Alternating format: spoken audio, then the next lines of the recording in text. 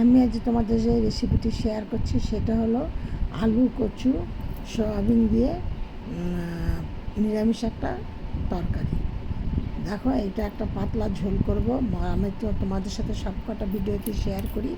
আমি আগে দেখো সয়াবিনগুলোকে ভালো করে জলে ফুটিয়ে নিয়েছি, দিয়ে জলটাকে ভালো করে নিগড়ে নিয়ে তারপর আমি কড়াইতে একটু তেল দিয়ে সয়াবিনগুলোকে ভেজে তুলছি। না ভেজে নিলে কী হয়, সয়াবিনের গায়ে যে জলটা থাকে তাতে কিন্তু ঝোলটা কেমন একটা পানসে পানসে হয়ে যায়। এই জন্য আমি এগুলোকে তুলে নিচ্ছি, ভেজে নিচ্ছি। আমি চম্পা রেসিপি হাউস থেকে তোমাদের সাথে আমি ভিডিওটি শেয়ার করছি।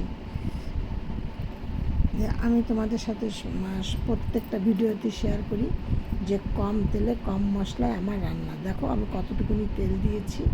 এর মধ্যে আমি দিয়ে দিলাম জিরে আর তেজপাতা, 3টে এলাচ দানা আর কিছুটা দারচিনি। এবার এই ফোড়নটা হয়ে গেলে বেশ সুন্দর একটা গন্ধ ছাড়বে, তখন আমাকে বুঝতে হবে যে আমার এই ফোড়নটা হয়ে গেছে। এবার আমি এর মধ্যে দিয়ে দিচ্ছি জিরে, আদা, লঙ্কা পেস্ট করা 2 চামচ দিয়ে, এর মধ্যে জল নেই কেন শুকনো শুকনো বলে ওই জন্য কিছুটা জল দিয়ে দিলাম। এবার এর মধ্যে দিয়ে দেবো একে একে সব উপকরণগুলো দিচ্ছি। আবার দেখো হলুদ গুঁড়ো, তারপরে দিচ্ছি মশলাটা একদমই কম হয়ে গেছে, আরেকটুখানি মশলা দিয়ে দিচ্ছি।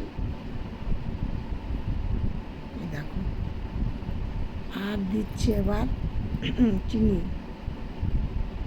আর নুনটা দিলাম কাশ্মীর লঙ্কার গুঁড়ো, আর দিলাম একটা টমেটোকে 8টা টুকরো করে দিলাম, একটু মিডিয়াম মানে একটু বড় সাইজের একটা টমেটো দিলাম। আর নুনটা আমি এখন দেবো না, যেহেতু কচু আর আলু সেদ্ধ করার সময় ভাজার সময় নুন দিয়েছি, আবার সয়াবিনটা ভাজার সময় নুন দিয়েছি, তার জন্য আমি নুনটা একটু পরে দেবো। দিয়ে তোমরা এইভাবে করে দেখো। এবার দেখো আমার এই মশলাটার থেকে তেল ছেড়েছে। এবার এর মধ্যে আমি দিয়ে দিলাম আলু আর কচু। এবার এইটা কিছুক্ষণ করতে করতে তারপরে আবার নাড়াচাড়া করার পরে আবার দিয়ে দেবো আবার সয়াবিনগুলোকে, দিয়ে দিলাম সয়াবিনগুলো।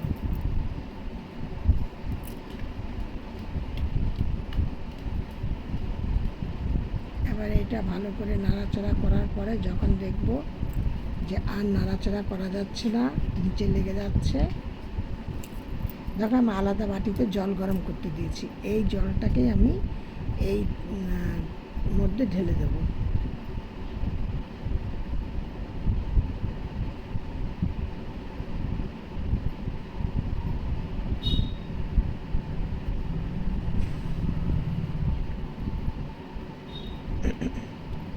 কালারটা কত সুন্দর এসছে।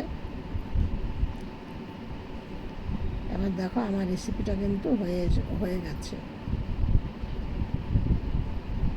আর একটুখানি হবে, আলুটা ভালো করে সেদ্ধ হয়নি, আর একটুখানি হয়ে যাবে।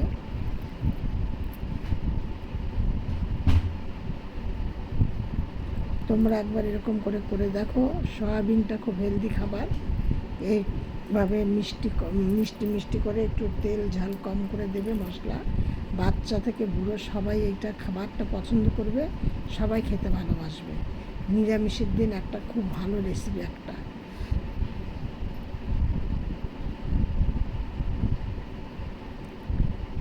এবার দেখো আমার তরকারিটা অনেকটা বলে আমি ঢালতে পারবো না, ওই জন্য হাতায় করে তুলে নিচ্ছি।